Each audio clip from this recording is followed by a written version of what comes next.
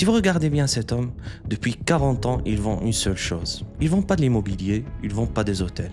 Il vend une image. L'image de celui qui gagne, toujours. Celui qui entre dans une pièce, qui affronte n'importe qui et qui ressort avec ce qu'il voulait. C'est ça le produit Donald Trump, le gagnant. Et ça marche. Des millions de gens y croient. Ils l'ont élu 2 fois parce qu'ils achètent cette promesse simple. Avec moi, vous allez gagner. Mais on peut se poser une question toute bête. Et si on regardait vraiment? Parce que quand on regarde de près, on voit autre chose. Le gagnant gagne beaucoup moins qu'il ne le dit. Ces taxes douanières, sa propre Cour suprême les a bloquées. Le Groenland qu'il voulait annexer, il a reculé. L'Iran qu'il menaçait de détruire, 8 ultimatums. 8 fois où il a fini par ne rien faire. Le bilan réel est mince, beaucoup plus mince que l'image. Et là, on tombe sur le plus étrange, le vrai paradoxe de cette histoire. Même quand il ne gagne pas vraiment, sa façon de jouer suffit à abîmer quelque chose. Et si on regarde les sondages, le constat est net. Dans la majorité des pays alliés, l'image de l'Amérique s'est effondrée en un an. Chez son voisin mexicain, l'opinion favorable est passée de 61% à 29%. Une chute de plus de 30 points. Au Canada, l'autre voisin, la confiance dans le président s'est effondrée elle aussi. Et dans la majorité des pays sondés, les gens disent n'avoir aucune confiance dans le président américain pour bien agir dans le monde. 8 personnes sur 10 le trouvent arrogant. 2 sur 3 le trouvent dangereux. Alors arrêtons-nous une seconde sur ce que ça veut dire. Voilà un pays qui paye le prix d'une réputation de brute et qui ne touche même pas les bénéfices qu'on lui avait promis. Il perd des amis et il ne gagne presque rien en échange. La question de cette vidéo est comment une méthode qui produit surtout l'apparence de la victoire peut quand même détruire les relations bien réelles de l'Amérique. On a cherché la réponse, elle est cachée dans la méthode elle-même. Alors, on va essayer de comprendre tout ça ensemble. Pour comprendre la méthode, il faut remonter là où il l'a apprise. Bien entendu, je ne vais pas vous raconter toute sa vie, juste l'essentiel, la leçon de départ. Cette leçon, c'est l'immobilier de New York. Et il tient en une idée. L'argent des autres, c'est un outil. Vous avez $1, la banque vous en prête 9, vous jouez avec 10. Si ça marche, vous avez tout multiplié. Si ça rate, ce sont surtout les $9 de la banque qui brûlent. Alors le jeune Donald Trump comprend ça très tôt et ça ne va plus jamais le quitter.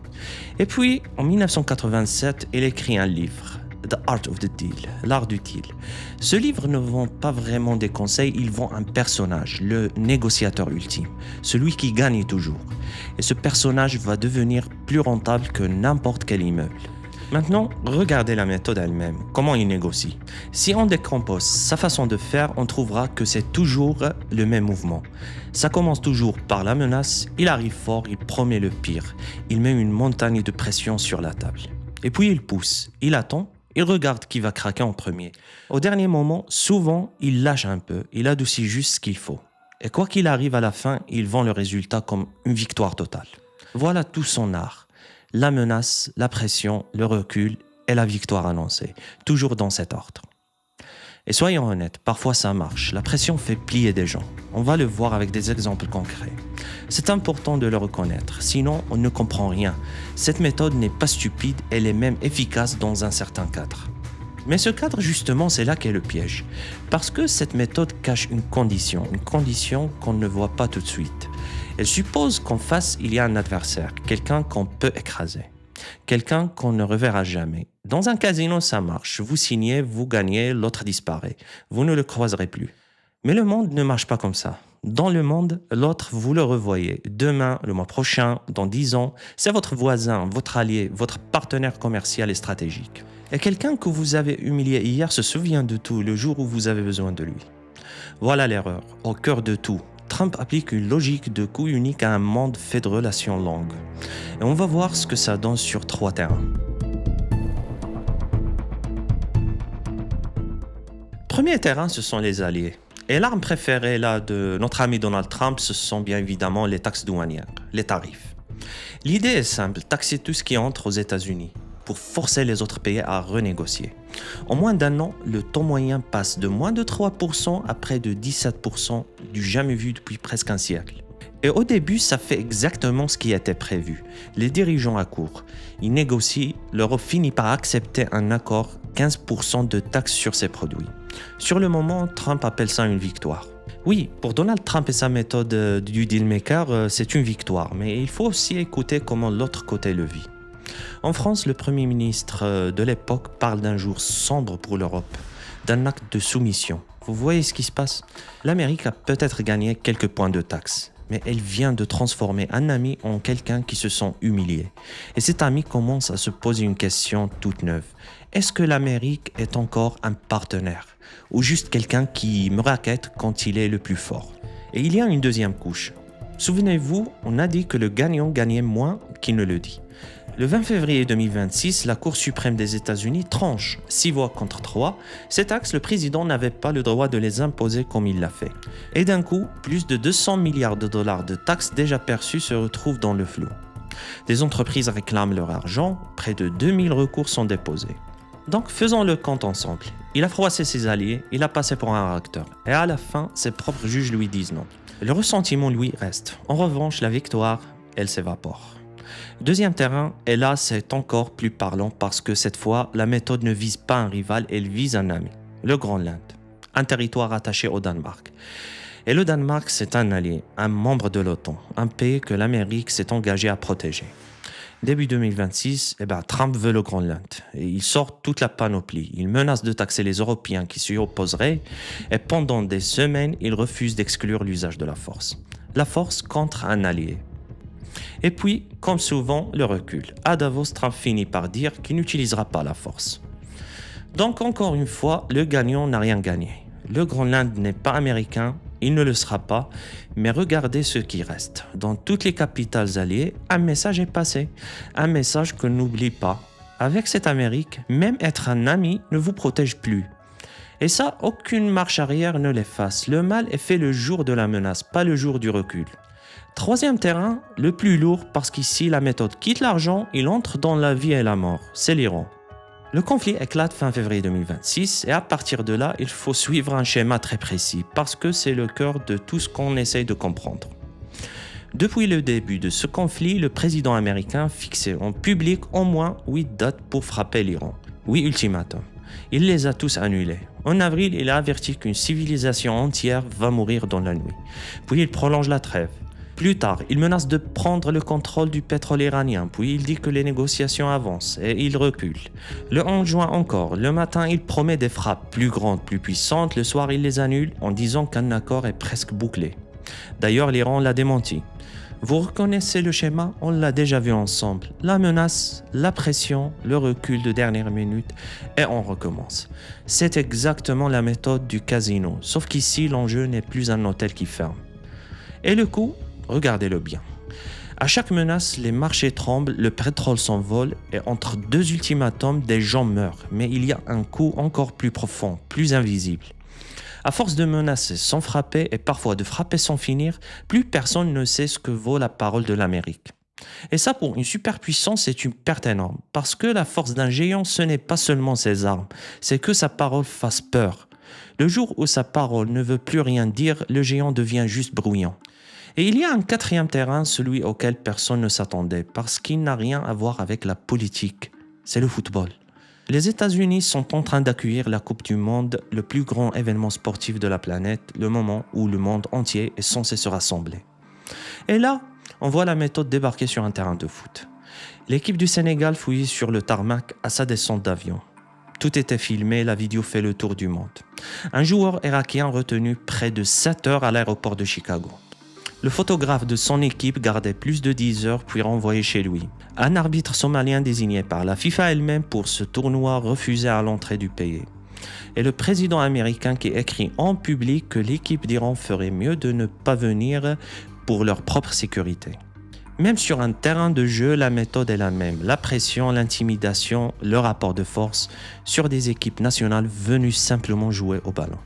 Mais le plus intéressant, ce n'est pas ça. Le plus intéressant, c'est la réaction de la FIFA. Parce que la FIFA, l'institution qui organise tout ça, n'a rien dit. Et pire, quelques semaines après avoir raté le prix Nobel qu'il convoitait, Trump a reçu un autre prix, un prix de la paix, mais pas n'importe lequel, celui de la FIFA, inventé de toutes pièces, sans critères, et remis par le président de la FIFA en personne. Pourquoi s'abaisser à ça? On a cherché, la réponse est chiffrable. La FIFA espère tirer de ce tournoi près de 11 milliards de dollars. Quand 11 milliards de dollars sont sur la table, on ne contrarie pas l'autre. Et voilà la démonstration parfaite de tout ce qu'on raconte depuis le début. Face à la méthode, une institution de plus a fait un choix, plier et acheter la paix avec un trophée inventé. Vous voyez le fil rouge de ces histoires, à chaque fois c'est la même chose. La méthode gagne le coup et il perd la partie longue. Quelques points de taxe contre la confiance des alliés, un peu d'attention sur le Groenland contre la peur de tous les amis, des grands titres sur l'Iran contre la valeur de la parole américaine, et même au football, quelques démonstrations de force contre l'image d'un pays qui humilie ses invités. À chaque fois, le petit gain visible et la grande perte invisible.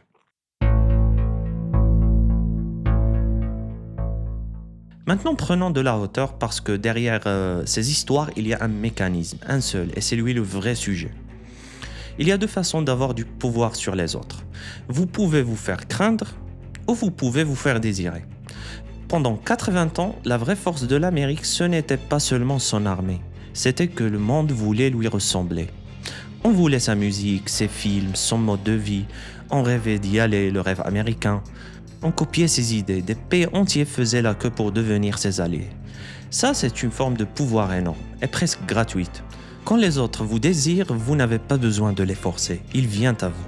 Et Donald Trump fait un choix, peut-être sans même le formuler comme ça. Il troque le désir contre la peur. Sa logique, c'est celle du deal maker. Et dans cette logique, être aimé, c'est une faiblesse, être craint, c'est un levier.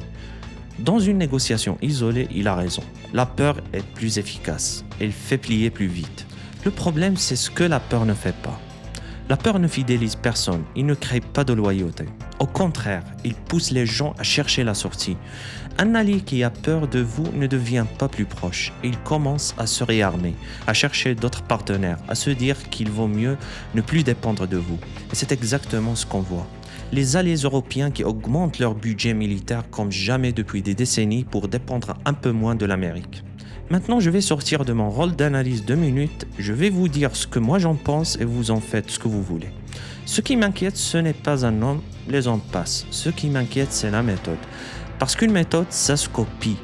D'autres dirigeants regardent, ils voient que la brutalité paye sur le moment et ils se disent que c'est peut-être ça la nouvelle façon de faire.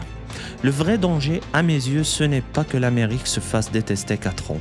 C'est qu'elle apprenne au monde entier qu'on peut traiter ses amis comme ça. Ça ne se répare pas en une élection. Et si on revient au fait, parce qu'il reste une question, la plus importante sur cette chaîne, pas qui a raison, pas qui est le méchant, mais qui profite vraiment de tout ça. Et la réponse est presque trop simple. Quand l'Amérique se fait détester, quelqu'un récupère ceux qu'il repousse. Les rivaux de l'Amérique n'ont même pas besoin d'être meilleurs, ils ont juste besoin d'être plus stables. De pouvoir dire une phrase toute simple au pays vexé. Nous, au moins, on ne va pas vous humilier en public. Et à chaque fois que Donald Trump fait reculer un allié dans la peur, il rend cette phrase un peu plus séduisante. Il fait le travail de ses concurrents à leur place. Maintenant, revenons à notre question de départ. Comment un homme peut donner l'image du gagnant, perdre la plupart de ses bras de fer pour de vrai et quand même réussir à faire détester son pays? La réponse maintenant, elle est claire. Parce qu'il a confondu deux choses qui n'ont rien à voir. Gagner un deal et garder un allié. Dans un deal, écraser l'autre, c'est gagner. Dans une relation, écraser l'autre à chaque fois, c'est le perdre. Donald Trump joue le monde entier comme une suite de deals. Mais le monde n'est pas une suite de deals. C'est un réseau de relations. Et dans un réseau de relations, l'humiliation ne disparaît jamais, il s'accumule. Et la suite, soyons honnêtes, la méthode ne va pas changer. Elle est trop ancienne, trop ancrée, c'est lui depuis 40 ans. Il ne va jamais changer. Donc la vraie inconnue, ce n'est pas lui, c'est les autres. La question, c'est combien de temps un allié accepte de perdre, de se sentir humilié avant de partir pour de bon. Et le jour où ils partent, aucune menace ne les fera revenir. Parce qu'au fond, c'est toute l'erreur de la méthode résumée en une phrase. La peur, ça se commande, le respect, non. Bon, dites-moi en commentaire, selon vous, quel allié sera le premier à vraiment tourner le dos à l'Amérique et n'hésitez pas à proposer des sujets que vous voulez qu'on aborde dans les prochaines vidéos. Merci et à la prochaine.